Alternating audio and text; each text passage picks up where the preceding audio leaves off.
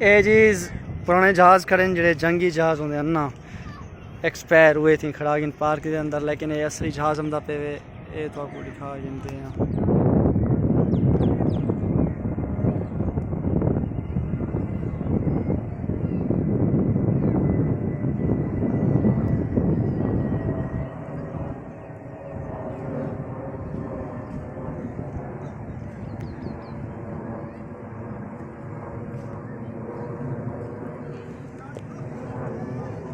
तो